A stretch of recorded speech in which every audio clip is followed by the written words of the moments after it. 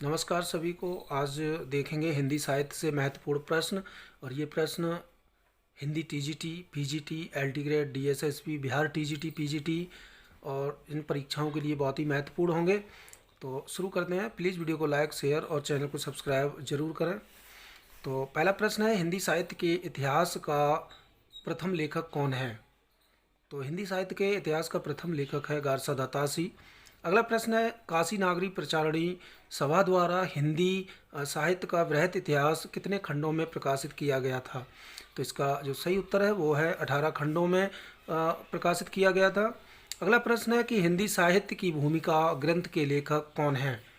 तो हिंदी साहित्य की भूमिका के जो लेखक हैं वो हैं हजारी प्रसाद द्विवेदी। अगला प्रश्न है कि हिंदी साहित्य के इतिहास लेखन परंपरा में मिश्र बंधुओं ने किस ग्रंथ द्वारा अपना महत्वपूर्ण योगदान किया? तो इसका सही उत्तर है मिश्र बंधु विनोद। अगला प्रश्न है, हिंदी साहित्य के इतिहास लेखन से पूर्व प्रसिद्ध ग्रंथ में हिंदी के विभिन्न कवियों के जीवन वृत्त एवं कृतित्व का परिचय मिलता है। तो इसका सही उत्तर है 84 वैष्णव की वार्ता में मिलता है।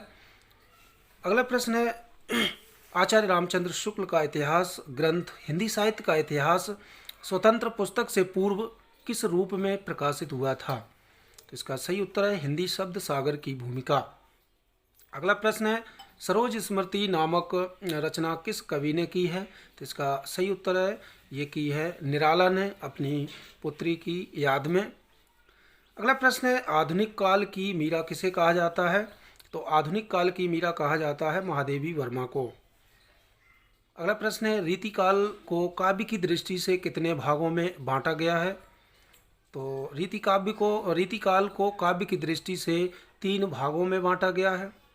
अगला प्रश्न है, रीति सिद्ध काव्यधारा के प्रमुख कवि कौन हैं? तो इसका सही उत्तर है बिहारी हैं। अगला प्रश्न है, आधुनिक काल में लिखा गया खड़ी बोली का प्रथम महाकाव्य कौन सा है? तो आधुनिक काल में लिखा गया खड़ी बोली का जो प्रथम महाकाव्य है वो है प्रिय प्रवास। ये हरियोध की रचना है। अगला प्रश्न है, साकेत के रचनाकार कौन है? तो साकेत के रचनाकार हैं मैथिली शरण गुप्त। अगला प्रश्न है, छायावाद को स्थूल के प्रति सूक्ष्म का विद्रोह किस आलोचक ने कहा है? तो इसका सही उत्तर है डॉक्टर नगेंद्र ने। अगला प्रश्न है, कामायनी किस दर्शन की अभिव्यक्ति हुई है? तो इसका सही उत्तर है शैव दर्शन। अगला प्रश्न है, जागरण सुधार काल के नाम से किस काल को जाना जाता है? तो इसका सही उत्तर है द्विवेदी काल को जो है वो जागरण सुधार काल के नाम से। एक में कितने निबंध हैं? तो चिंतामणि ये रामचंद्र शुक्ल का निबंध संग्रह है और इसमें जो है 17 भाग हैं। अगला प्रश्न है, पथिक खंड काव्य के रचनाकार कौन है? तो पथिक जो है वो राम नरेश त्रिपाठी की रचना है, ये खंड काव्य है। अगला प्रश्न है, सच्चिदानंद हीरानंद वात्स्यायन अज्ञेय को ज्ञानपीठ पुरस्कार किस रचना पर मिला था? तो ये मिला था कितनी नावों में कितनी बार। अगला प्रश्न है, मीराबाई की भक्ति किस भाव की थी? तो मीराबाई की जो भक्ति थी वो माधुर्य भाव की थी।